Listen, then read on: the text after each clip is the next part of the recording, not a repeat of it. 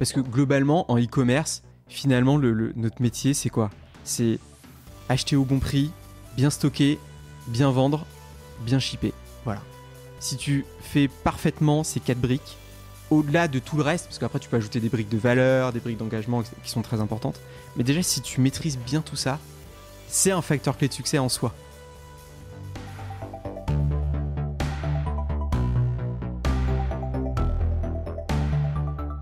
Bonjour, vous êtes sur le point d'écouter un nouvel épisode du Panier, le podcast e-commerce dans lequel on décortique les recettes gagnantes des acteurs du commerce en ligne. Mon objectif est de dénicher avec vous les meilleurs conseils et retours d'expérience pour se lancer et progresser dans la vente en ligne. Acquisition, parcours client, outils, plantage, réussite, apprentissage, on abordera ici tous les sujets sans tabou. Je suis Laurent Kretz, cofondateur de Cosa Vostra, agence de conseil tech et créative. Avec la meilleure équipe du monde en conception, créa, dev et contenu, j'accompagne des boîtes de toute taille dans leur stratégie digitale. Contactez-moi sur lepanier@cosavostra.com, sur LinkedIn ou sur notre site cosavostra.com. Bonne écoute.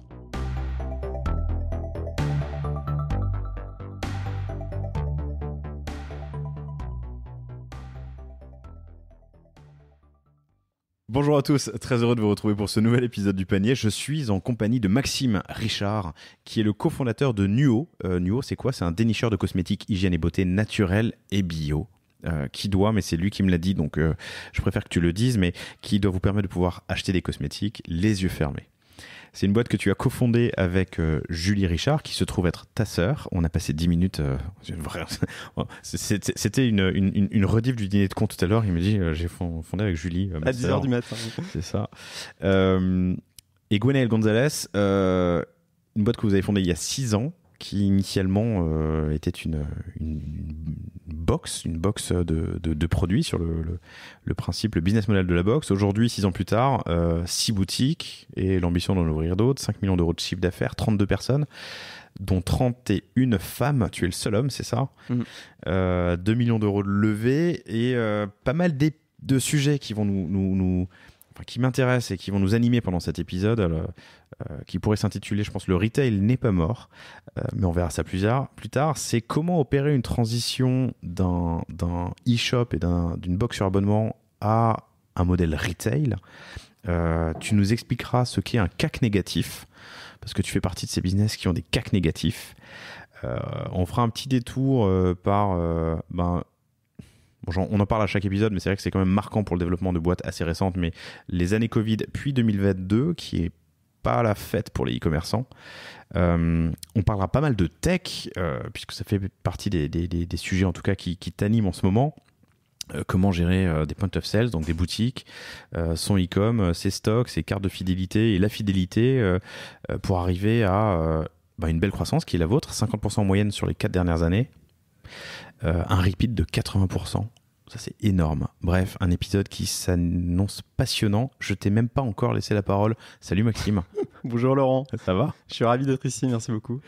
Merci à toi, parce que tu t'es tapé 3 heures de route pour venir faire le panier. Tu arrives d'Orléans ce matin. Et surtout, 1 heure de préparation, ça fait 1 heure qu'on discute. Mais alors, on discute pas du tout e-com, on discute pilotage d'entreprise, crise, humain, moto, puisque tu roules en Ténéré, c'est ça ? Ouais. La 700 ? Exactement. Il y a 2 modèles. Hein. Exactement. 700 Ténéré, ouais. T'as écouté l'épisode avec oui, Axel Dipon ? Oui. Ok. Ouais, j'ai adoré. C'était cool, hein. Ouais. Un autre épisode qui était top, c'était avec Alex de Zurcher de Vintage Rides. Tu connais Vintage Rides ? Oui, j'adore. Les voyages à moto. Les voyages à moto. Enfield, ouais. Exactement. Chers auditeurs, chères auditrices, si la moto vous intéresse, ne ratez pas ces épisodes. D'ailleurs, c'est pas impossible que je devienne client un jour de Vintage Rides. Mon père est client depuis toujours, il adore, et moi, je n'attends que ça. Pour l'instant, c'est plus difficile. Alors, elle m'écoute pas, mais je peux parler d'elle, de lâcher ma compagne et mes 2 filles pour 15 jours pour aller vagabonder en moto à l'autre bout du monde. Mais je ne désespère pas. C'est cool de te recevoir. Un immense merci à Com Philippi, que j'adore, qui est le fondateur de Florette. C'est un super épisode. Chères auditrices, chers auditeurs, n'hésitez pas à courir l'écouter. Et c'est lui qui m'a dit mais il faut que tu rencontres absolument Maxime de Nuo. Il a une belle histoire à te raconter. Et on en est là. Salut Maxime. Salut Laurent. Vous avez fondé... vous êtes des primo-entrepreneurs et vous avez fondé ça juste après ou pendant vos études ? Ouais, ma sœur a bossé 3 ans avant Nuo. Moi, j'ai bossé 6 mois dans un petit cabinet. Et Gwenaëlle, elle était encore étudiante à Sciences Po Rennes. On a eu une micro-aventure un peu avant entrepreneuriale qui a été un échec total. On voulait monter un site de personnalisation, de création de meubles en palette. Et la cause de l'échec a été assez classique, discorde entre associés. Donc j'ai expérimenté la chose assez tôt. Mais avec d'autres associés du coup. Ouais, voilà. C'était en école de commerce. Je suis passionné par le bricolage, donc voilà, j'ai commencé à faire des tables. On a voulu m'en acheter. Et je voulais créer un module où les gens ils la personnalisaient la couleur, les pieds, etc. en ligne. Et une table à monter soi-même ensuite? Non, tu la choisissais sur le module et on te la livrait comme tu avais plateau rouge, pied noir, finition cornière. Enfin voilà, on faisait vraiment un truc personnalisé. Donc j'avais acheté du matos et tout, j'étais à fond quoi. Et puis discord entre associés, le projet est pas allé très loin. On a fait 2000 € de chiffre d'affaires.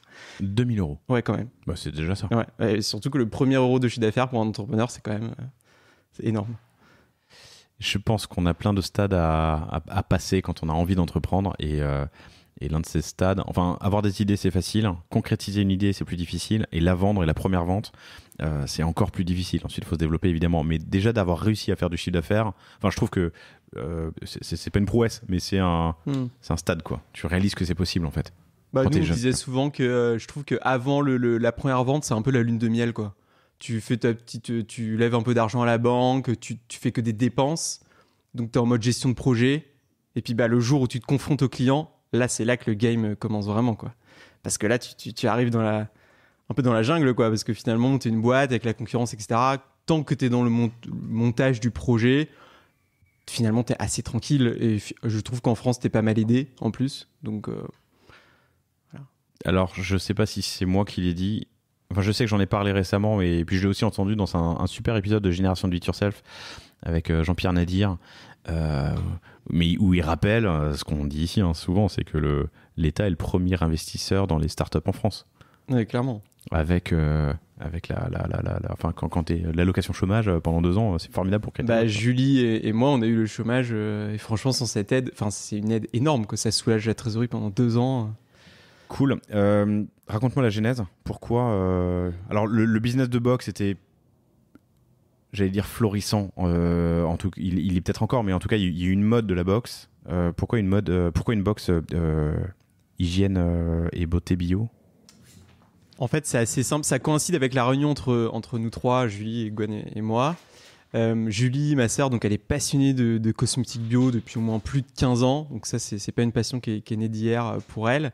Gwenaëlle, elle, c'est très biotista, elle adorait les box par abonnement, etc. Et donc moi, à ce moment-là, je voulais absolument entreprendre. Je n'étais pas forcément passionné de cosmétiques bio à la base. Mais donc dans ma petite période de consultant, là, pendant 6 mois, j'avais accès aux études de Xerfi. Donc pour ceux qui ne connaissent pas, Xerfi, c'est un cabinet qui fait des études sectorielles, et qui donne des prospectives futures sur tel ou tel marché. Et donc j'avais récupéré les études à la fois du type de business de box par abonnement et une étude sur les cosmétiques bio. Et quand en fait Gwenaëlle me parle de cette idée de box beauté, cosmétiques bio, et bien là moi j'ai ces études sous le nez et je dis mais bingo, en fait ça va cartonner, si on exécute bien ça devrait très bien fonctionner. Et après hop, Julie se rallie à l'idée également parce qu'elle voit du sens, ça fait du sens pour elle, etc. Et c'est comme ça que naît le projet. Avril 2015, on commence à plancher sur le sujet. Donc, on se réunit tous les week-ends pour bosser à fond, parce que Julie était encore dans son taf, moi aussi.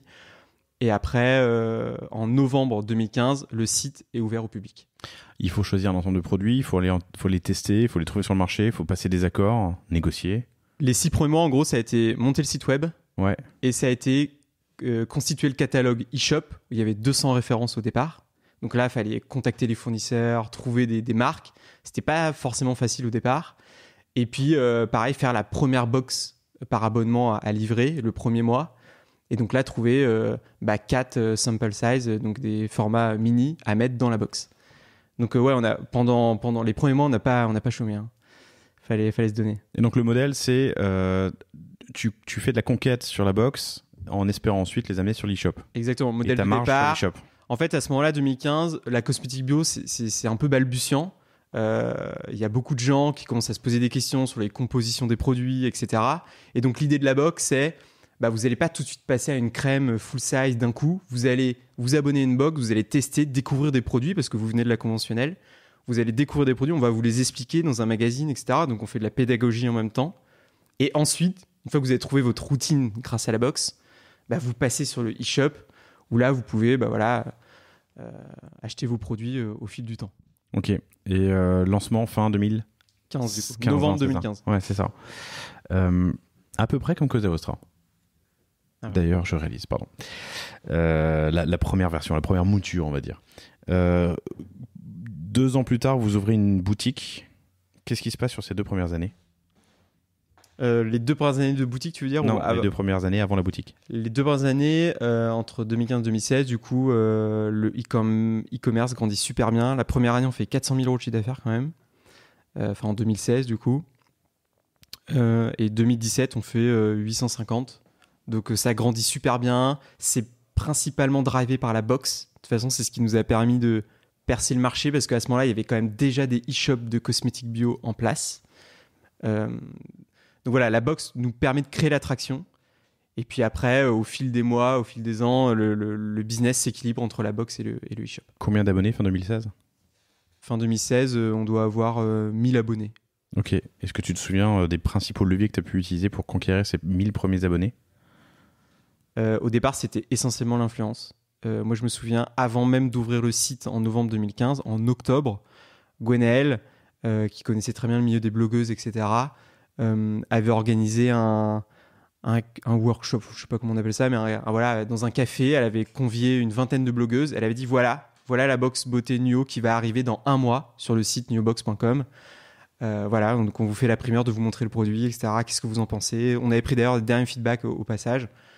Et en fait, le fait d'être convié comme ça, invité, c'est quelque chose qui se faisait déjà, mais là, avec directement avec les cofondateurs, dans une ambiance un peu bonne franquette, je pense que ça a créé du lien, parce qu'il y a des blogueuses avec qui on travaille toujours aujourd'hui, 6 ans après, et je les en remercie. Du coup, le jour du lancement, toutes communiquent, et on crée, je sais pas, on vend 150 abonnements le premier jour. C'est ouf. Donc pour un lancement e-commerce, on nous dit waouh, on est trop content quoi. Ouais. Bon, le 2e jour, on fait une vente. Et là, on dit ok, le e-commerce c'est plus dur que prévu. Et le 3e jour, t'as du churn. Et le 3e jour, c'était 0 peut-être. 150 ventes le premier jour, et une fois de plus, ça souligne l'importance de créer ta communauté, travailler ta communauté très très tôt, avant même ton lancement. Et moi, c'est la réponse que je donne souvent à cette question. Hein. On va faire le site, on va faire ci, puis on va commencer à communiquer. Je dis non, il est déjà trop tard. Il est déjà trop tard pour commencer à communiquer au moment où tu as l'idée. Ouais, parce que Gwen, elle avait fait en octobre, il y avait ce café avec les blogueuses. Et en juin ou en juillet, elle avait ouvert les pages Facebook et Instagram. Ok. Tu vois, bien avant novembre. Ouais. Mais c'est malin. Le temps de faire monter un peu la communauté. Et petit à petit, ça avait fini par monter. Hein. Et puis à la fin, tu as 10 abonnés ou 10 000, mais peu importe. Tu as une base de travail pour ton lancement. Comment est-ce que tu as soigné tes 150 premiers abonnés ?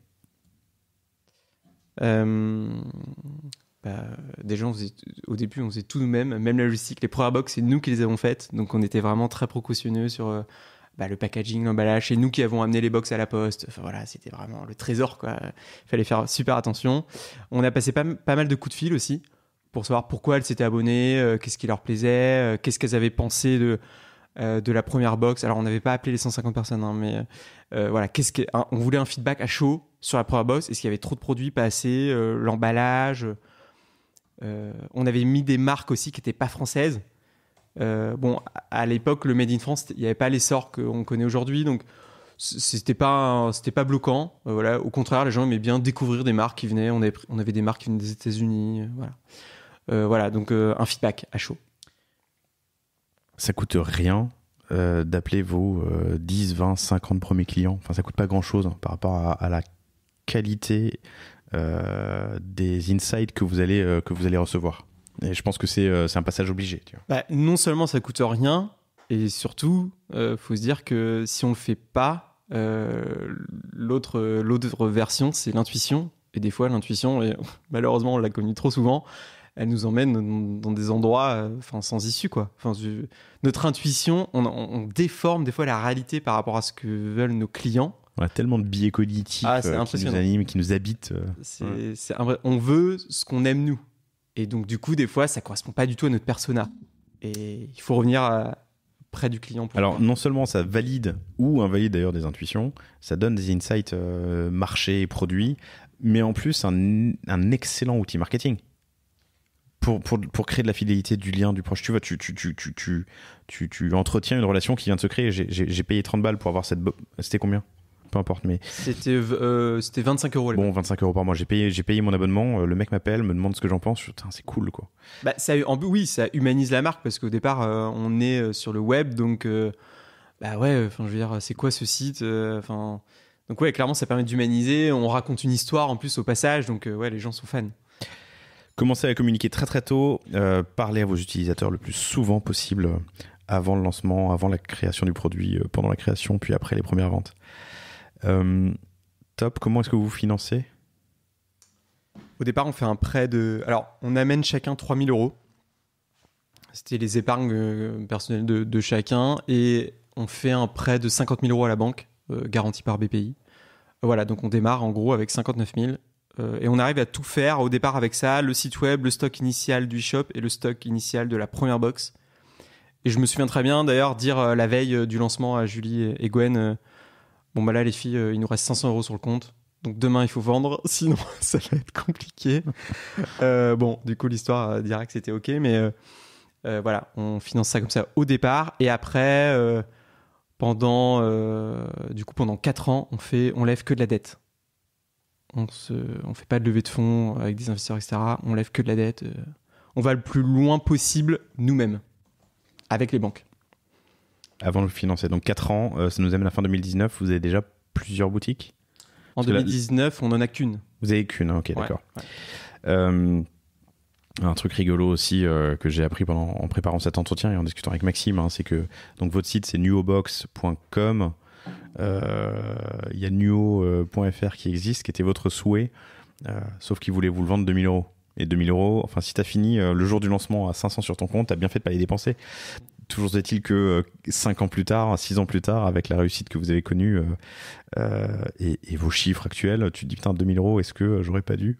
Bon, ça vous pénalise ou pas ? Honnêtement, je pense pas, même dans le SEO et tout, non, ça nous pénalise pas.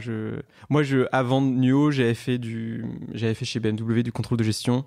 Et voilà, moi, j'ai les 59 000 euros du départ, je peux te dire qu'ils ont été calibrés, chaque euro qui partait. Et donc, moi, quand j'ai vu ce 2000 euros pour ce nom de domaine, je dis non, mais là, jamais de la vie. Ouais. On va débrouiller autrement. Je suis en fenêtre anonyme dans Google et je tape Nuo et effectivement c'est Nuobox qui tombe, voilà, pas de souci. Ok, non mais anecdote rigolote. Moi je sais que dans une de mes précédentes expériences, j'étais un peu dans la même situation et j'ai payé 10 fois plus quand j'ai finalement acheté le nom de domaine que ce que j'aurais dû payer. On m'a proposé un prix, je sais plus, je crois que c'était 500 balles sur un truc. Je me suis dit ah bah non, j'ai pas les moyens. Et quand je l'ai acheté finalement, c'était quelques trimestres plus tard. Le mec voyait qu'on avait commencé à marcher. Il m'a dit c'est 5000 maintenant. Ah ouais. Je les ai payés quoi. Il m'a dit plus, on a négocié, mais quand même. Cool. En 2017, vous ouvrez une première boutique. Pourquoi ? Où ? Pardon, peut-être juste pour situer. Alors, on ouvre la première boutique à Orléans, d'où on est originaire. Et on ouvre la première boutique parce que, en fait, au bout de 2 ans de e-commerce, on regarde assez régulièrement des chiffres sectoriels marché. Et tout le temps revient ce graphique sur la table de la répartition de la distribution de cosmétiques bio en France, où on voit que 70% de la distribution reste physique. C'est-à-dire que tu as 30% online, 70% en magasin. Et là, on se dit que pour continuer à se développer, à un moment donné, il va falloir ouvrir des boutiques. Et on a la conviction, on pourrait dire, on démarre pure player, donc nous, on est à fond digital, et que cette part de digital va progresser. Alors, ça va être vrai avec le Covid plus tard, mais le physique va rester important parce que la cosmétique, c'est sensoriel. Les gens ont besoin de sentir et de tester. Et donc, il faut ouvrir des magasins, il faut passer par là. Et en plus, c'est différenciant et ça peut créer une sorte de barrière à l'entrée parce que si un jour, on a un réseau de boutiques, ça sera plus difficilement copiable d'un coup de baguette magique que créer un site. Surtout que les business de box, il y en a beaucoup. Surtout je vais pas dire que c'est facile, mais ce serait intéressant d'avoir la stat un jour de savoir combien de business de box se sont lancés quoi. Alors j'ai pas la stat pour les box beauté, mais par contre pour les box en général, box par abonnement, tout secteur confondu, je sais qu'en France il y en a environ 350 je crois. Aujourd'hui qui vivent. Oui. Enfin qui vivent, non, en tout cas qui existent. Ouais. Alors il y a des mouvements de concentration, donc certaines rachètent d'autres, etc. Mais voilà, aujourd'hui il y en a 350. On en parlera tout à l'heure dans les leviers marketing que vous avez pu utiliser, mais des sites d'agrégation comme la Box du Mois ou autre. Okay. Oui, d'ailleurs, ça vient de là, l'info. Michael Marek, qui est le patron de... Très sympa. Donc, vous ne voulez pas être digital dependent. Vous avez l'opportunité d'ouvrir une boutique. On se balade un soir dans Orléans, on voit un local de 12 mètres carrés, minuscule, à louer. Le lendemain, on appelle, c'est une location, ce qu'on appelle location pure, sans pas de porte. Donc juste un loyer à payer, comme un appart. On se met d'accord avec le propriétaire. Une semaine après, on a les clés. Une semaine après, on débarque avec la perceuse et des planches, on monte les étagères. Julie, en parallèle, recrute une vendeuse. Et 3 semaines après, le magasin est sur pied. Voilà. Très, très cool. Vous aviez choisi d'ouvrir une boutique avant de voir cette boutique était allouée ? On avait l'idée en tête, parce que ce que j'ai pas dit, c'est qu'avant cette boutique fixe, on avait fait des pop-up stores éphémères à Orléans et à Paris. À chaque fois, ça cartonnait. Donc des pop-up stores éphémères, on loue pendant 2 jours, un week-end ou une semaine une boutique. À chaque fois, ça cartonnait. Par contre, on s'est rendu compte que c'était pas du coup duplicable. Parce qu'en fait, à chaque fois, tous les trois, Gwen, Julie et moi, on partait avec la camionnette, les étagères, la perceuse, les produits.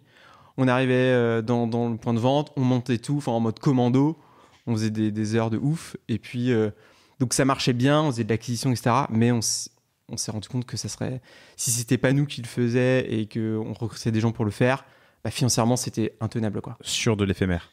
Exactement. Et même avec les effets longue traîne, ça alimentait pas l'e-com, les abonnements, tu vois le... J'avoue qu'à l'époque, on n'avait pas la maturité en termes de data, de e-commerce pour mesurer ça. À l'époque, on était sur PrestaShop. Le seul enjeu pour nous, c'était que le site fonctionne. C'était qu'il tombe pas en panne, tu vois, ce genre de choses assez basiques quand on démarre dans l'e-commerce. Et surtout, on n'avait pas d'expérience dans l'e-commerce. Donc, la notion de LTV, CAC, tout ça, moi, c'est arrivé après. C'est arrivé quand on a découvert Shopify, en fait. Et que j'ai commencé à écouter des podcasts, comme le tien ou autres. Et que là, on a découvert ces notions, le framework, ARRR, tous ces trucs-là. Les 3 premières années, nous, ça n'existait pas pour nous. C'était que du feeling. Donc, vous ouvrez la première boutique en 3 semaines. Vous passez devant une boutique à louer le soir. Vous appelez le lendemain et 3 semaines plus tard, la boutique ouvre. On s'improvise pas vendeur. Donc, vous aviez eu une expérience sur des boutiques éphémères. Mais c'est quand même une approche un peu différente du business. C'est différent. Alors, Julie et Gwen, elles, ont toujours été globalement super vendeuses. Elles sont tellement passionnées par le produit qu'on vend, convaincues que il y a quelque chose qui se passe quand il y a de la vente. Là, dans cette boutique, on voulait tout de suite prendre une responsable de magasin. Je crois que du coup, l'histoire l'a pas fait. La personne est restée 6 mois et finalement, ça l'a pas fait. La conclusion qu'on avait tirée, c'était que c'est une personne qui venait du textile, vente textile. Et en fait, on s'est rendu compte que pour vendre des cosmétiques, il fallait quand même vraiment une appétence, idéalement une expérience en esthétique. Et que si tu venais du milieu de la fringue, c'était plus compliqué pour vendre et conseiller sur la peau, le fonctionnement de la peau, c'est assez technique. Donc voilà. Vous étiez à combien à ce moment-là ? On était 8 au total. C'est ton premier échec de recrutement ? Ouais, je crois que c'était le premier échec. Ouais. Okay. Au niveau du pôle e-commerce web, on n'a pas eu trop d'échecs en termes de RH. Je dis échec, c'est affreux, mais c'est juste une question de fit. Oui, bien sûr. Parfois, ça colle pas. Ok. Ça s'est très bien terminé. Elle-même a reconnu qu'elle a dit non, je suis pas à l'aise en fait pour vendre des cosmétiques. Qu'est-ce que tu as bien fait ? Qu'est-ce que tu as mal fait sur cette première boutique ?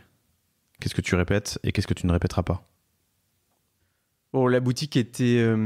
après, c'était pour un test, mais la boutique était trop petite. Elle faisait 12 mètres carrés. Et il y a des notions de ratio, de CA par mètre carré par rapport à l'effectif, aux ETP. Je suis un peu brut, mais qui fait que mathématiquement, c'était compliqué d'avoir un modèle rentable sur un point de vente comme ça. Donc, peut-être que ça valait le coup. Parce que le problème, c'est qu'on avait fait quand même des invests d'aménagement de ces boutiques, même si elle était petite. Mais si tu restes pas longtemps dans la boutique, tu vas pas les rentabiliser. Donc peut-être que ça vaut le coup de se poser la question tout de suite en amont de quel est le ratio idéal de mètres carrés par rapport au personnel, par rapport au CA attendu, et tout de suite peut-être prendre une boutique de 25 ou 30 mètres carrés. C'est quoi ces ratios ? Ça dépend des... Il y a des ordres de grandeur dans l'industrie, est-ce que... Ouais, de chiffre d'affaires par mètre carré, il faut que... Par rapport aussi au niveau de ta marge, c'est très variable, en fait, tout dépend du niveau de ta marge, parce que les marges entre la cosmétique et le textile, c'est très différent. Donc il faut forcément tenir compte de cela. Et dans votre vertical, dans votre univers, quel est un bon objectif de CA par mètre carré? Je vais pas te dire de bêtises. Un point de vente comme celui d'Orléans, c'est un point de vente qui fait environ. Attends, je prends ma calculette. Faut pas dire de bêtises. Ça fait 10 000 euros le mètre carré. De CA. Ouais. Par an. Ouais. Ok. Hyper intéressant. Sachant que voilà, Orléans, c'est une ville où globalement le foncier commercial est pas cher, donc ça passe. Dans une ville plus grande, comme Paris ou comme Lyon, là, il faut un chiffre d'affaires par mètre carré plus important. Ok. Donc ça, tu le découvres, ou en tout cas tu l'éprouves. Quels autres apprentissages réussis ou à ne pas reproduire sur cette première boutique, qui du coup sera la seule pendant 2 ans, hein, c'est ça, en gros? La seule pendant 2 ans. Le deuxième, vraiment, c'est le recrutement. Clairement, on se dit, là, il faut changer de braquet, il faut qu'on trouve les bons profils pour nos boutiques. Donc d'abord sur la partie cosmétique, comme je le disais, et ensuite des profils qui font transpirer la marque NUO. C'est-à-dire, nous, on ne veut pas ressembler à une grande chaîne de distribution de cosmétiques. On veut créer des magasins où, déjà, par la taille, on fait là, les magasins actuels, ils font plus entre 30 et 40 mètres carrés, mais ça reste des petits magasins et on veut qu'il y ait une ambiance. On veut que les gens qui viennent chez nous, ils sentent une bonne ambiance, ils sont accompagnés. C'est pas juste de la vente transactionnelle. Donc, on veut trouver des gens qui non seulement sont bons en conseil, mais en plus, sont fans du projet NUO, ont une appétence pour la cosmétique bio, un peu marquée. Et puis ont une vraie envie de gérer, même s'ils sont salariés, ont envie de gérer le commerce comme si c'était leur. Et ça, on se rend compte que c'est le gros défi de recrutement auquel on va être confronté sur l'ouverture des boutiques. Et ça, c'est d'ailleurs Julie qui s'en occupe très bien. Et le troisième axe, je pense, c'est tout ce qui est supply chain, approvisionnement des boutiques. Nous, en gros, comment on fonctionne? On a un entrepôt central, on fait notre propre logistique e-commerce et retail. Donc, on a un entrepôt central dans lequel on achète, dans lequel on stocke et on achète tous les produits. Et ensuite, ces produits, ils sont dispatchés entre les commandes e-commerce et une fois toutes les 2 semaines, nos points de vente commandent dans ce stock central. Un stock central qui expédie pour les commandes e-commerce et qui approvisionne une fois toutes les 2 semaines les boutiques. Aujourd'hui, il y en a 6 et elles sont où physiquement? Elles sont à Orléans, Clermont-Ferrand, Angers, Nantes, Lyon et Rennes. J'étais à Nantes la semaine dernière, c'est dommage, j'aurais dû aller en voir une. Alors, on revient au sujet de la log et de la supply, mais c'est marrant comme destination. Alors, il y a des chouettes... Pourquoi ces choix? Alors, pourquoi ces choix? En fait, c'est basé sur le site web. C'est-à-dire qu'on regarde notre base clientèle, on regarde où sont les pôles de clients dynamiques, et en fonction de ça, on va dans ces villes. La seule exception, ça a été Clermont-Ferrand, où en fait, j'ai fait mes études là-bas. J'aimais beaucoup la ville et il y a eu de l'affect. Et un soir, je traînais sur le bon coin. J'ai vu un local, un peu comme la boutique d'Orléans, j'avoue. Et j'ai dit à Julie, regarde ce local, il est génial. En plus, il est pas cher. Allez, on y va. Vous louez ou vous achetez? Non, on loue. Ok. On loue. Le choix coup de cœur pour les études à Clermont, c'est fun. Et la truffade aussi. C'est un plat typique de là-bas que j'adore. Ouais. Donc, clairement, un apprentissage ici qui est hyper intéressant, c'est d'accompagner tes utilisateurs. Là où tu fais des ventes en ligne, tu peux te rapprocher d'eux avec une boutique physique qui leur permet d'expérimenter la marque, l'ADN, les valeurs dans une boutique où ils seront, et ça c'est un autre apprentissage un peu plus tôt, bien accompagnés puisque tu recrutes les bons profils qui font transpirer la marque NUO. Exactement. Donc, d'ailleurs, il y a un indice, parce que c'est difficile à mesurer la notoriété créée par les points de vente au niveau de la marque digitale, mais il y a quand même un indice qui montre le truc, c'est l'évolution de la requête NUO. En fait, dès qu'on ouvre un nouveau point de vente, ça progresse.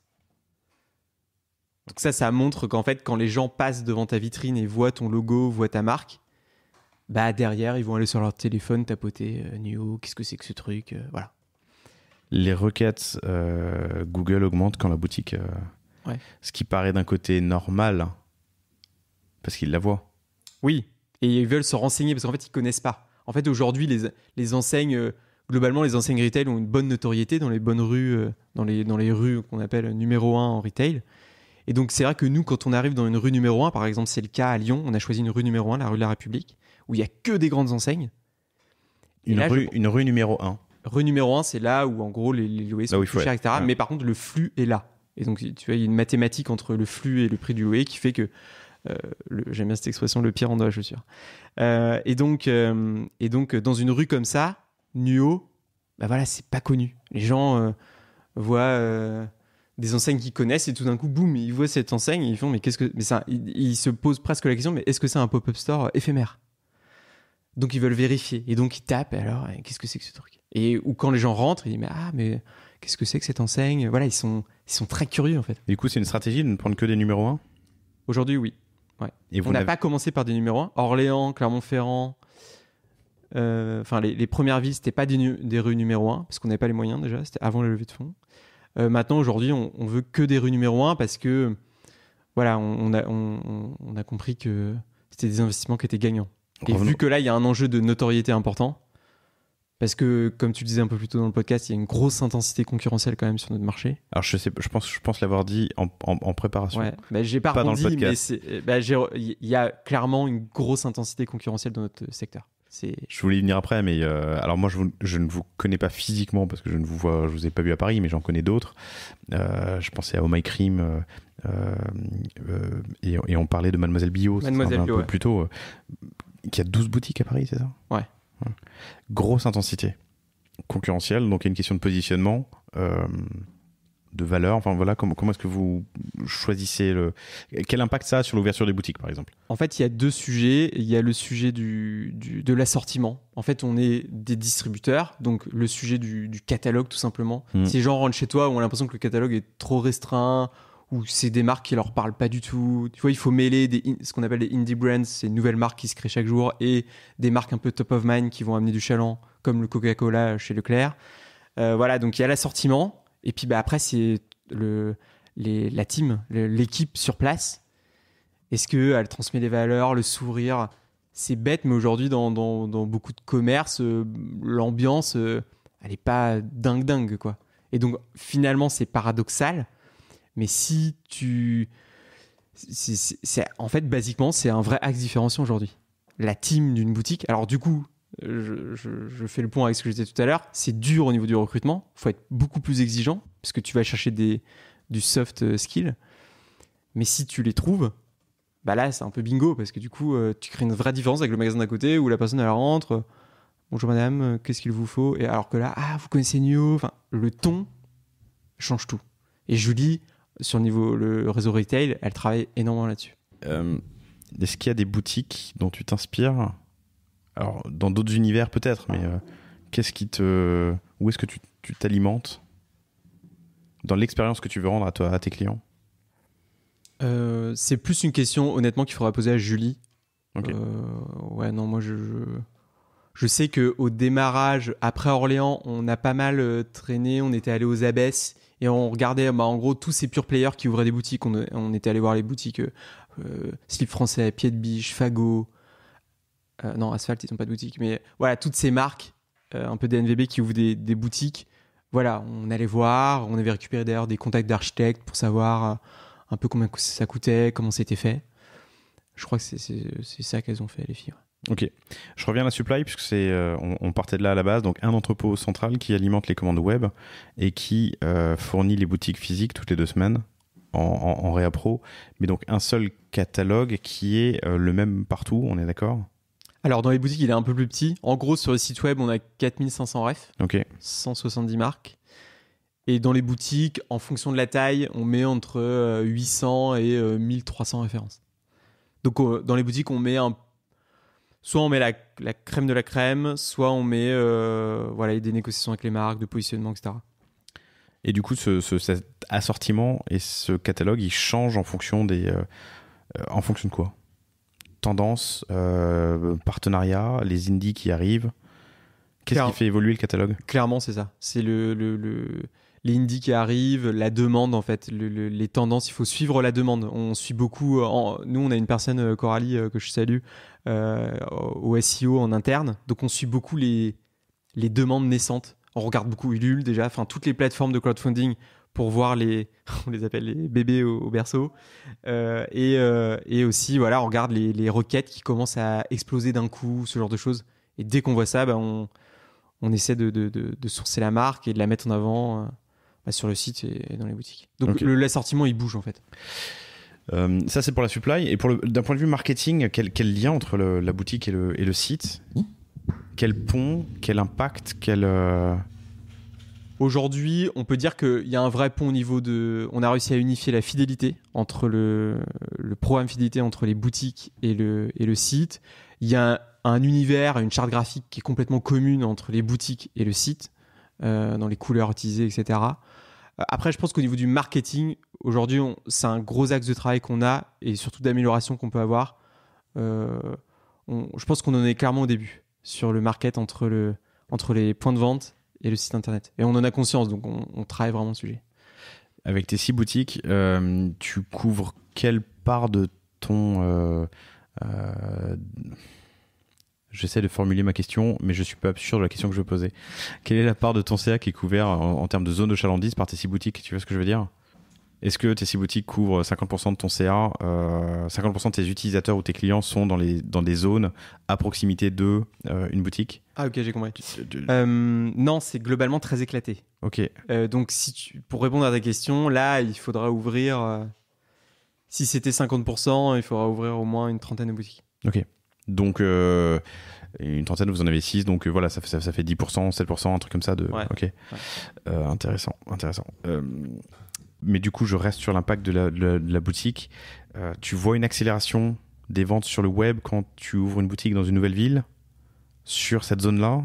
Très net. Puisque tu m'as dit que tu suis tes utilisateurs. Tu vois qu'il y a des commandes, alors pas à Clermont, on l'a dit, mais admettons à Rennes, et tu décides d'y ouvrir une boutique. Il y a un impact sur les ventes web? Très net. Déjà, le CRM entre les deux est unifié. C'est Shopify qui gère à la fois le web et les boutiques. Donc, on peut faire très vite des ponts de data entre les deux. Et ça, c'est super pratique, honnêtement. Et surtout, nous, la stat, alors qu'on n'a pas vu tout de suite, mais qu'on a ensuite repéré, c'est que quand, en gros, on ouvrait un point de vente dans une ville, ça doublait le CA digital de la ville. On a constaté ça à Orléans. On a vu que ça se répliquait à Clermont-Ferrand, et là on s'est dit ok top, on tient un truc, vu qu'on était dans une recherche de diversification au niveau de l'acquisition, on s'est dit là on tient un truc pour acquérir des nouveaux clients à travers le retail sur le site. Donc ta boutique devient un canal d'acquisition, c'est pas seulement un coût ou un centre de revenus qui fait du CA, ça alimente aussi le CA digital de la zone. Tu m'as dit x2? Ouais, ça double le CA digital. Ça double le CA digital de la ville. Ouais. Et ça te rapporte des sous. Exactement. Une boutique. En fait, la boutique est centre de profit en tant que tel. Ouais. Et en plus, ça génère de l'acquisition. D'où le CAC négatif. D'où mon expression de CAC négatif. Vas-y, explique là pour qu'on soit clair. D'habitude, un CAC, c'est un coût réel. Chaque client me coûte par exemple 10 €. Mais là, si le point de vente a un PNL profitable en tant que tel, et qui me rapporte des clients, c'est-à-dire que chaque client m'a rien coûté. T'as rapporté de l'argent en plus, lequel t'as margé. Exactement. Ouais. C'est hyper intéressant. Tu vises la rentabilité rapidement sur une boutique? Ouais, on l'attend avant 12 mois. Ok. Et pour ça, en fait, c'est pour ça qu'en fait, on a mis du temps à ouvrir entre Orléans et celle d'après, parce qu'on a mis du temps à roder le modèle pour que la boutique soit rentable. Je m'explique. Il y a plusieurs facteurs. Dans la cosmétique bio, les marges sont assez faibles. En tout cas, elles sont plus faibles que dans le milieu du textile. Sauf que quand on prend un emplacement, en fait, cet emplacement, il peut très bien être pris par une entreprise qui vend des fringues. Et donc, du coup, t'as des niveaux de loyer et tout qui sont indexés par rapport à des business qui ont des marges plus fortes. Donc, du coup, déjà, il faut être intelligent. Quand tu trouves le local, il faut trouver un local où il faut négocier ardemment pour soit faire baisser le loyer, ce genre de choses. Ça, c'est le premier levier où on travaille. Deuxième levier, c'est les travaux. Nous, on a tout internalisé, c'est-à-dire qu'en gros, on a créé une filiale qui fait tous les travaux des boutiques. Donc, comme ça, on met une semaine pour faire le chantier et en plus, à un coût. T'as dit quoi? On a tout internalisé? Ouais. Pour les travaux? Oui. Donc, t'as chez toi des maçons? Oui. Ça te fait sourire. Ouais, grave.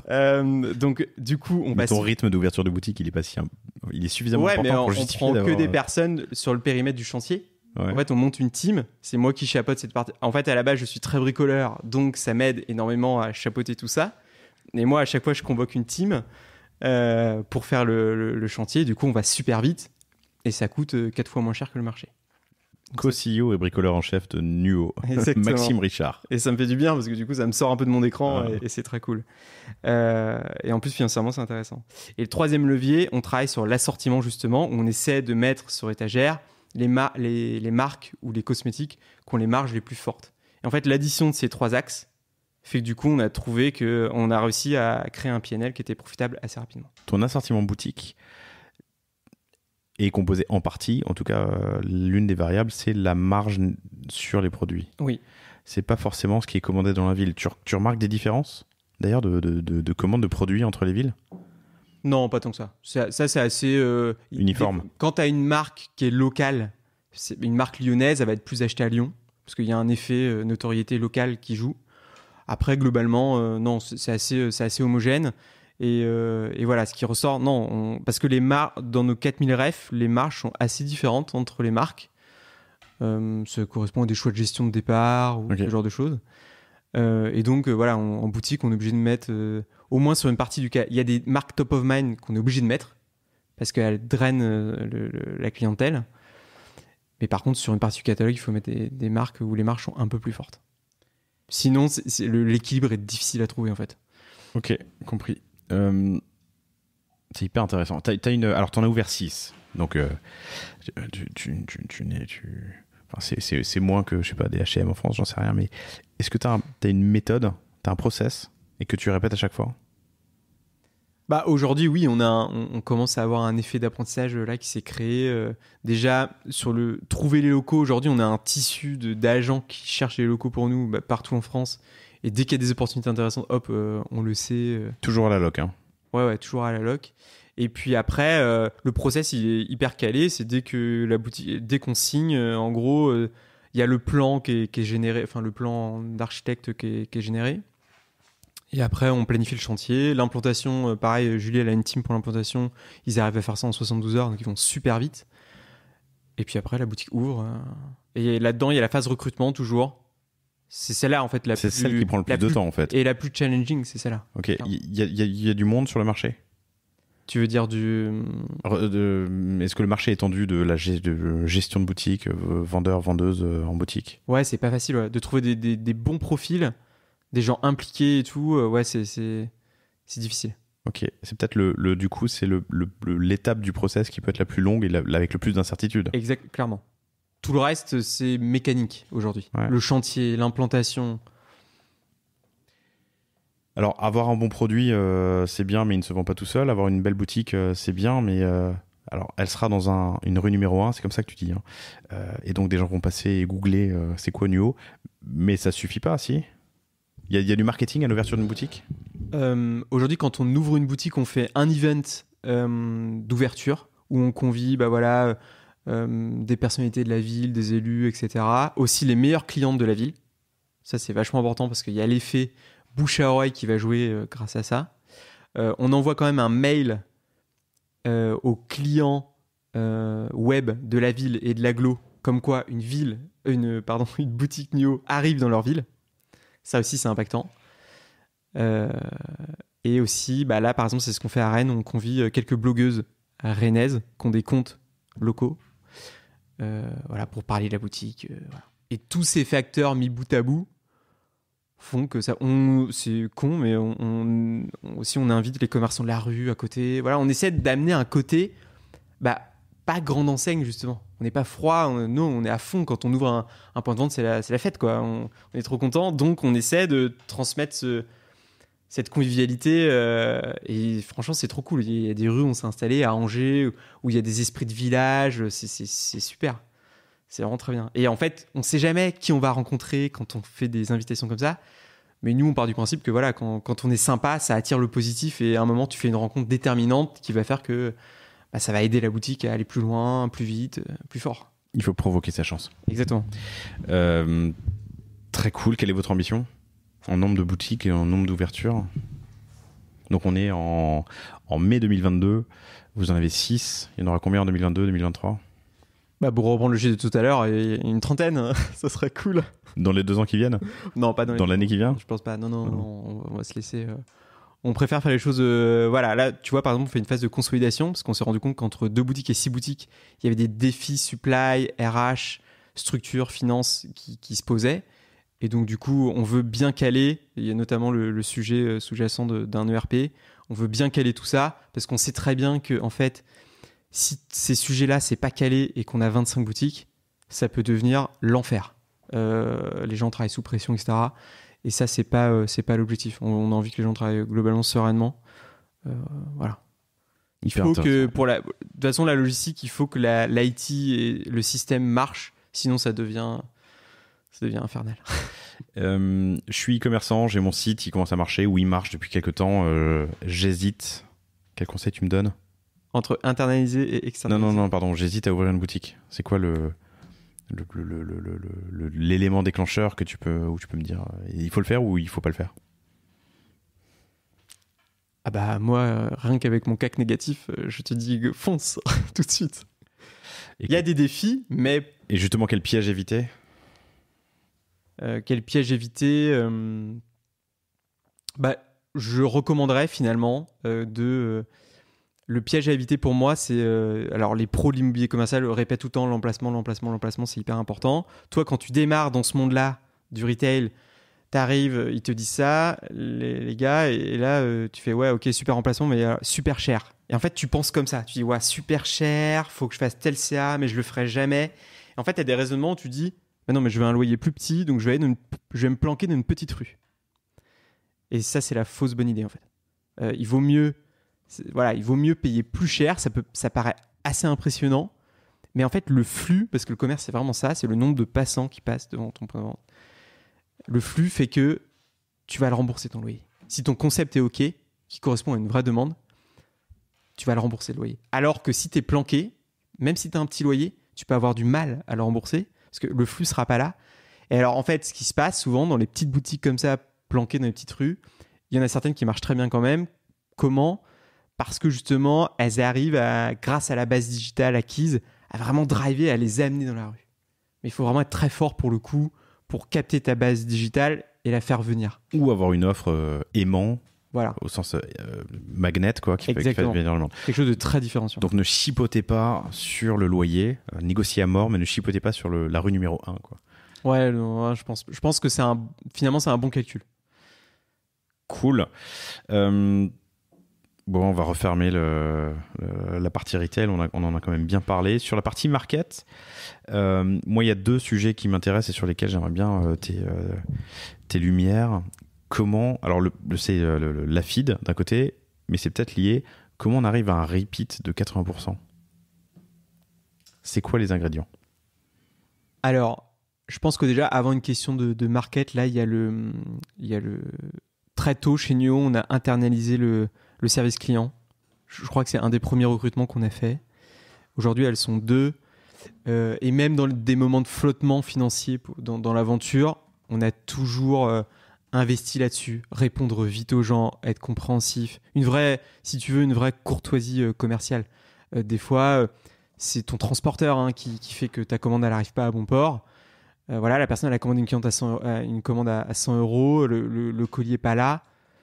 Bah, tu pourrais dire, ah mais non, mais moi c'est la poste, enfin je veux dire, c'est pas ma responsabilité. Oui, mais au final, l'interlocuteur direct c'est toi, et c'est à toi de réagir et d'apporter une réponse. Alors ça va te coûter, mais nous on est toujours parti du postulat que voilà, il fallait faire un effort. Alors on trouve quand même des compromis, mais voilà, on a toujours été poussif là-dessus pour que, voilà, on n'est pas au niveau de Zappos non plus, mais on a toujours été poussif là-dessus pour créer un vrai attachement. Et je pense que du coup on a des clients qui nous connaissent depuis 2016 et qui achètent toujours chez nous.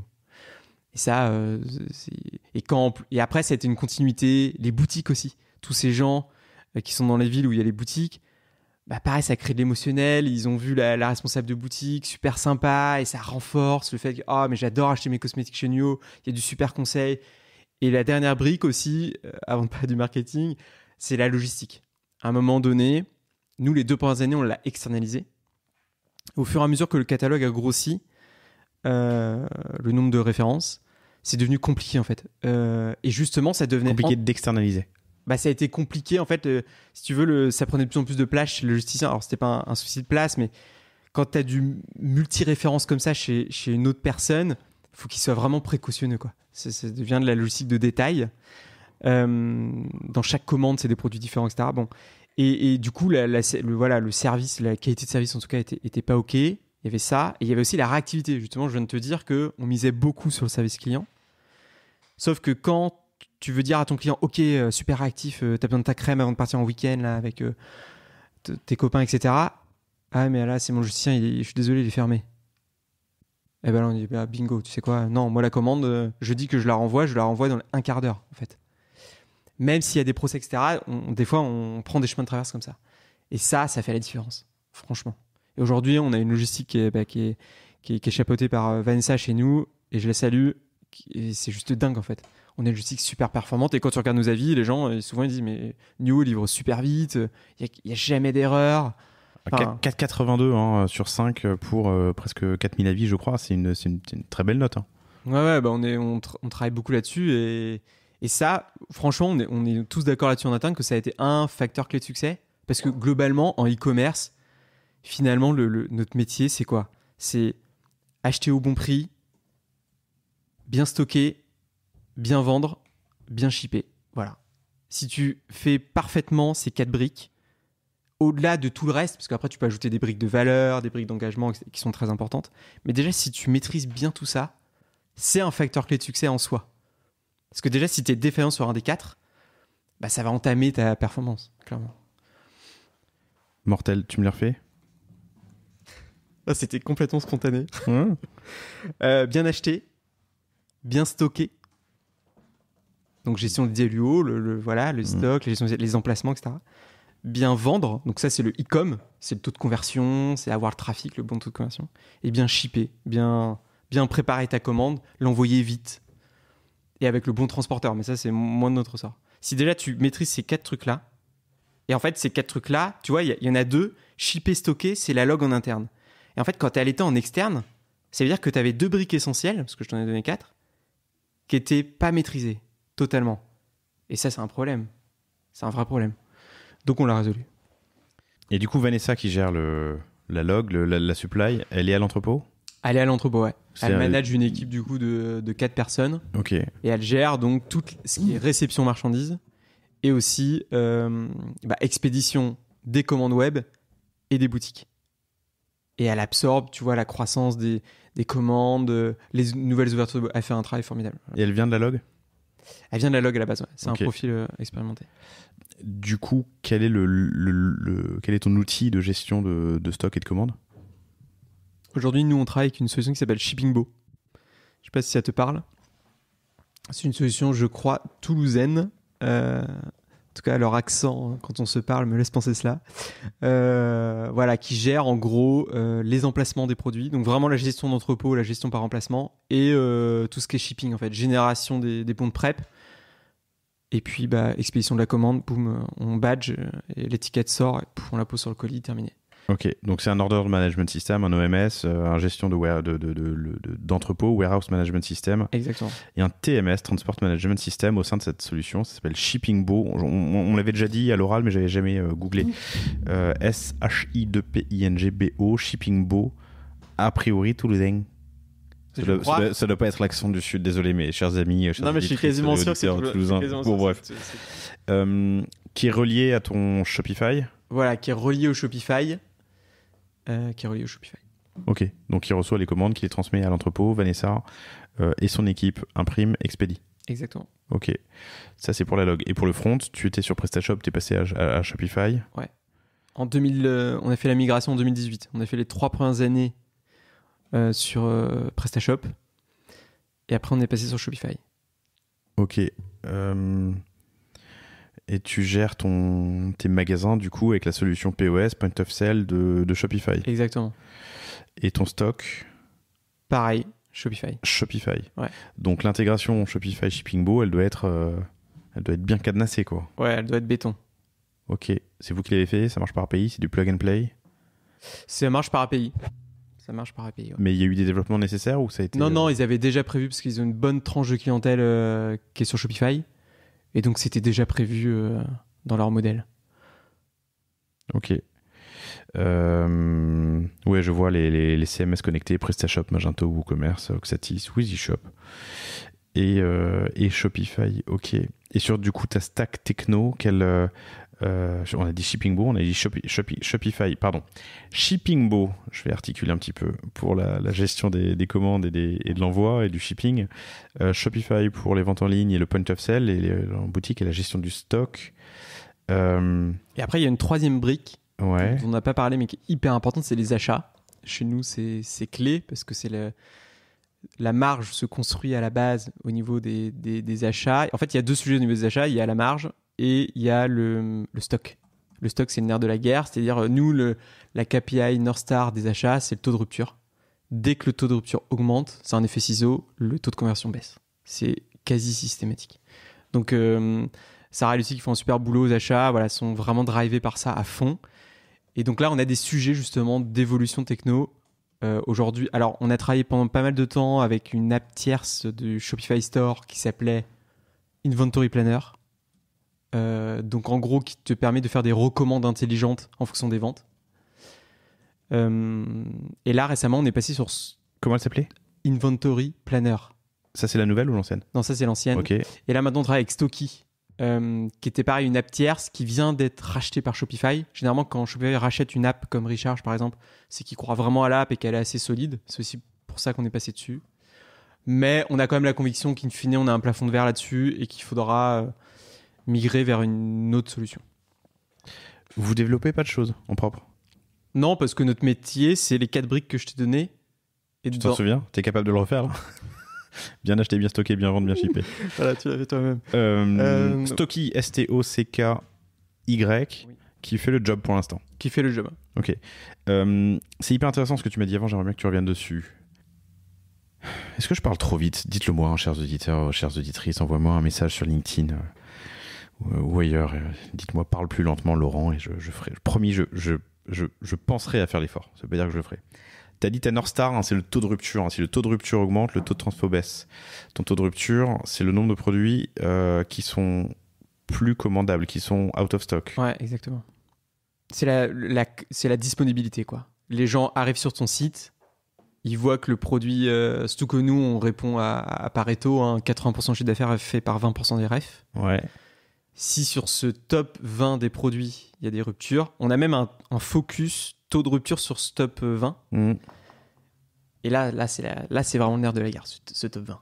Parce que si, là, c'est des produits où l'intensité concurrentielle est aussi très forte, en SEO, en SIA, enfin bref.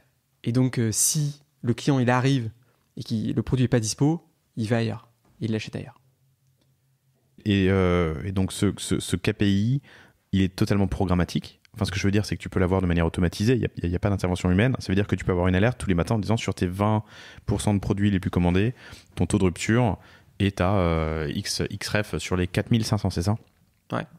4500, donc ça fait 900 produits sur lesquels que tu surveilles de près sur ce taux de rupture. Exactement. Et c'est pour ça que la brique techno des achats est hyper importante parce qu'en fait, si elle est performante et intelligente et qu'elle regarde le rythme de vente passé, elle voit des chocs exogènes et tout, plus elle est fine, plus elle va anticiper et réduire ton taux de rupture.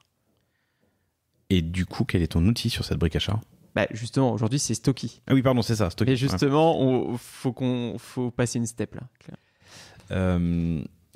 Aussi, dans les auditeurs, il y a quelqu'un qui a une brique techno de dingue sur les achats, et m'a contacté-moi.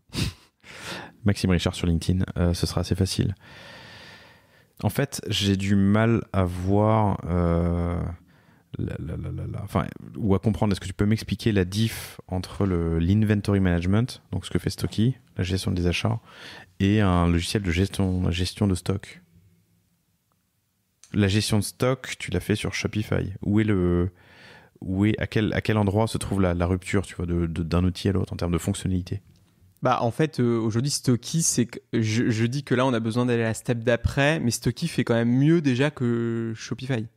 Tu vois, Shopify, par exemple, Mais quand tu me disais que tu faisais la gestion de stock sur Shopify, c'était sur Stocky. Ouais, c'est sur Stocky. Ok, pardon. Les achats, ouais. Oui. Ok. En fait, le stock pilote, le stock mère, nous, il est sur Shippingbo. C'est le stock central. Et ensuite, les achats, par rapport aux historiques de vente, etc., c'est Stocky. Ok, très bien. Donc ça fait 3 grosses briques techno dont tu ne peux pas te passer aujourd'hui, Shopify, Shippingbo et Stocky. Sur la partie feed, vous utilisez quoi ? Fidélité, pardon. Loyalty Lion. Et vous êtes satisfait ? Ouais, on est assez satisfait. Je crois qu'on les utilise depuis 2018. On est super content. D'après leur benchmark interne, en plus, on utilise bien l'app. On est assez performant. Voilà. En gros, les gens achètent font leurs achats. En contrepartie, ils ont des points. Et grâce à ces points, ils peuvent avoir des produits gratuits. Très bien. Loyalty Lion en un mot. Je sais qu'une autre app de fidélité sympa sur Shopify dont j'entends souvent parler, c'est Smiley.io. Voilà, c'est un peu les deux. Passage obligé, quoi. Ah, clairement, ouais. Ton stock en boutique, d'un point de vue tech, où est-ce que tu as vu des frictions dans ton développement sur cette partie omnicanal ? À quel endroit tu as senti des frictions, je sais pas, sur la gestion des stocks, la gestion des paiements, la réconciliation des commandes ? Alors, réconciliation des commandes, non. C'est typiquement sur cette partie de stock, en fait. Le fait que, je disais, donc Stocky, qu'est-ce qu'il fait pour... par exemple, Stocky, pour te dire, rachète 10 quantités de cette ref, il va regarder les historiques de vente. Avant, il regardait les historiques de vente du site web et d'une boutique. C'était assez assimilable. Et voilà. Aujourd'hui, il doit regarder le site et 6 boutiques. Et c'est là où ça commence un peu à se corser. Il faut qu'il soit plus puissant. Il doit digérer plus d'informations, plus de choses, plus de data. Et c'est là où, des fois, ça pose des problèmes. Et ça pose des problèmes parce que, en fait, aujourd'hui, une boutique, comme le site, si elle n'a pas le stock sur les étagères, elle ne vend pas. Donc, des fois, les boutiques, elles disent, moi, j'ai besoin de mettre du stock sur mes étagères. Hop, elles passent leur commande et elles absorbent tout le stock. Et sur le site web, ça se retrouve en rupture. Ça, c'est le plus gros défi technique organisationnel auquel on est confronté depuis peu, qu'on a ouvert plus de boutiques. Et comment tu le résous ? Il faut qu'on doit le résoudre avec cette brique techno, qui doit, in fine, acheter le bon stock pour avoir de la dispo au maximum, avoir un taux de rupture le plus bas possible sur le web et dans les boutiques. Et du coup, sur ces 20% de rêves qui sont les plus critiques, toi, tu as aussi un rôle d'arbitrage entre tes boutiques, j'imagine. Ta boutique, tu commandes, 50 exemplaires pour remplir son étagère pour qu'il y ait l'impression qu'il y ait du stock, alors que tu es sur un point de tension, tu en envoies que 40, que 30, enfin tu vois ce que je veux dire, ça existe ça. Il y a des plafonds, ouais. Ok. Ouais. C'est hyper intéressant. Est-ce qu'on a répondu au repeat de 80%? Donc tu m'as dit bien accompagné, un service client internalisé, tu les suis, tu les bichonnes, comment tu utilises l'email pour générer du réachat? On fait pas mal d'emailing donc avec Klaviyo. Je pense pas qu'on fasse de choses incroyables. Je te dis, c'est vraiment, à mon sens, c'est vraiment les 4 briques. Alors c'est peut-être juste mon intuition, j'en sais rien. Mais à mon sens, c'est vraiment les 4 briques qui font qu'il y a ce repeat. Puis aussi les boutiques, on croit beaucoup à cet univers homogène entre tout, entre web et physique. Le phygital, comme on l'appelle en interne. Après, sur le e-commerce pur, on n'a pas réinventé la poudre, quoi. On suit les bonnes pratiques. Voilà, le mail, on doit être à 25% de chiffre d'affaires avec le mailing. Je crois que tu dis souvent qu'on peut faire un peu mieux. Alors moi, je dis rien, mais Thomas Pédégaille d'Email Club dit que si tu fais pas 30, t'es un couillon. Bon, je sais pas s'il a dit couillon, mais il a dit un truc comme ça. Mais 25, c'est déjà pas mal. Ok. Bon, je vais l'appeler du coup. Mais appelle-le voilà. de notre part, Cause Vostra. Ok. Écoute, on a fait un beau tour d'ensemble. Moi, il y a une dernière question que j'ai. Vous êtes un beau use case de business digital qui s'est transformé en business physique avec des beaux ponts entre les deux, puisque tu as un CAC négatif, puisque tes boutiques font faire x2 aux ventes digitales de la ville en question. Sur les 2 dernières années, on se prend le Covid, il faut tout fermer. Et puis maintenant, on est en 2022. Vous n'êtes pas sans savoir, chers auditeurs, si vous êtes dans le domaine, que c'est pas la fête dans l'e-com. Il y a une contraction, et c'est la première fois historique qu'il y a une contraction sur le e-com. Et là, tu es content, je pense, peut-être d'avoir du physique, parce que tu gardes une présence en top of mind sur ce flux et ce foot trafic qu'il y a dans ces zones, ces rues numéro 1. Tu veux réagir à ça? Qu'est-ce que... La seule réaction que je pourrais avoir à ça, c'est bon ou mal an, je pense que j'aurais préféré pas avoir ce pic extraordinaire de croissance pendant le Covid où on s'est tous emballés et ça a été entre guillemets, même si c'est horrible de dire ça parce que c'était pas la bonne période, mais c'était la fête d'un point de vue purement e-commerce. Et là, du coup, avoir ce bump d'un coup et en même temps, et derrière un repli, c'est un défi d'un point de vue gestion assez dingue et inconnu en plus pour nous parce que nous, on se crée en 2015, on connaît de la croissance tous les ans. Donc à chaque fois, on imagine l'année d'après avec de la croissance, donc on prévoit des investissements, des recrutements, etc. Voilà, on a vraiment un plan de développement où il y a toujours de la croissance dans le plan. Ça n'existe pas une année sans croissance. Et là, on se retrouve avec un pic de croissance. Donc on aligne en face des recrutements et des investissements. Et derrière, ça retombe assez violemment, je dois dire. Donc c'est un vrai défi de gestion. Là, on explore des nouvelles compétences entrepreneuriales, de gestion, de demandes, de chocs exogènes. Ça fait partie, tout entrepreneur, je pense, à un moment donné dans sa carrière, connaît des crises comme ça. Je sais pas, les gars dans le BTP, enfin tous les secteurs, il y a des crises. Donc nous, j'ai envie de dire, c'est un peu la première en vrai. Le post-Covid pour l'e-commerce, c'est pas ça. Donc c'est cool nous parce qu'on a toujours cru dans le retail et effectivement le retail nous porte. Mais ça impose quand même des défis de gestion importants. Mais ce qui est bien, c'est que on a beaucoup autour de nous de e-commerçants avec qui on échange et on se refile des tuyaux. Parce que là, globalement, beaucoup connaissent cette situation aujourd'hui. Cool. Mais ça va pas nous tuer, ça va nous rendre plus forts. Évidemment, c'est qu'un apprentissage. Il y a quelque part au bureau une citation de Michael Jordan qui est collée sur un mur. J'ai pas gagné 100 matchs, j'en ai perdu 1000 et j'ai appris, tu vois, c'est un truc comme ça. Passionnant. Quand je te réinvite dans quelques mois, quelques trimestres pour un catch-up, qu'est-ce que tu me raconteras? Donc on est en mai 2022, admettons qu'on enregistre dans un an, mai 2023. Qu'est-ce qui s'est passé cette année? En 3 lignes.